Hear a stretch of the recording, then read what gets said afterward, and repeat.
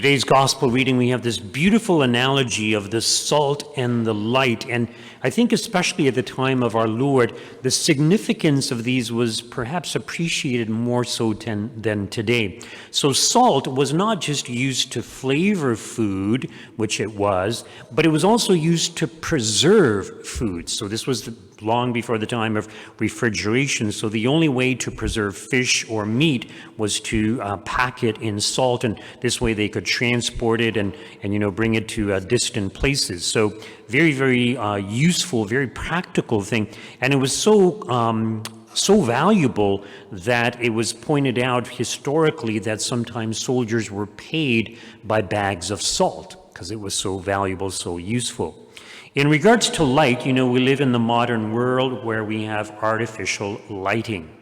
So at the time of our Lord, they didn't have that. They would only have lamps in the nighttime. So the importance of light, the appreciation of having light. And when we have light, we can also see not just things in general, but we can see things more clearly. So for example, if a bright light is shone or shines upon our room, for example, we might notice that there's dust everywhere. Whereas if it's just a little bit of light, we might not notice that. So this light of Christ, who is the light of the world, we could say the church is the light of the world also. It's interesting that the corruption of the pagan nations was done away with. In other words, the dust, the dirt, the filth, the immorality was done away with through Christianity.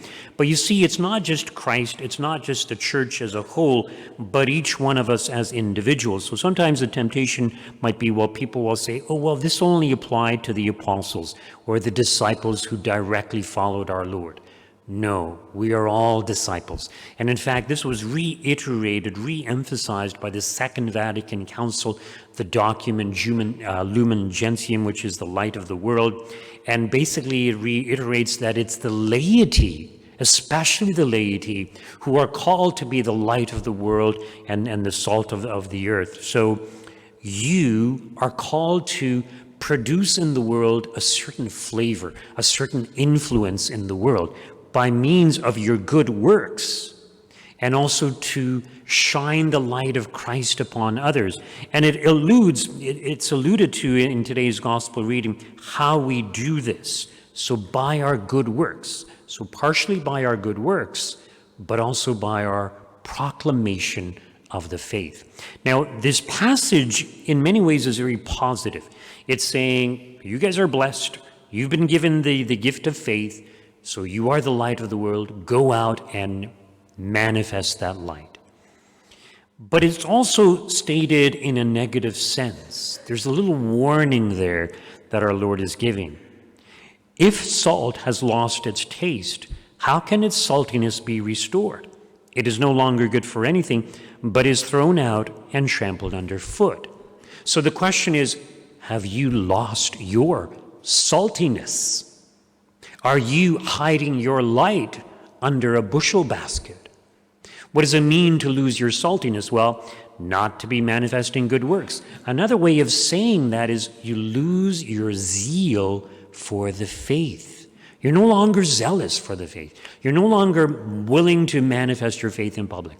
You're no longer willing to try to share your faith with others. You've lost your enthusiasm. You've lost your zeal. And this is something we need to recapture if we have lost it. And if we lose our zeal, partially what it's indicating is we've lost our appreciation for the things that God has given us. We've kind of lost our love for God. But we've also and especially lost our love for our neighbor, for the world. In other words, if we truly believe that we are the light of the world and the salt of the earth, then we can do much to influence the world by our zeal, by our proclamation of the faith, by the example that we give to those around us.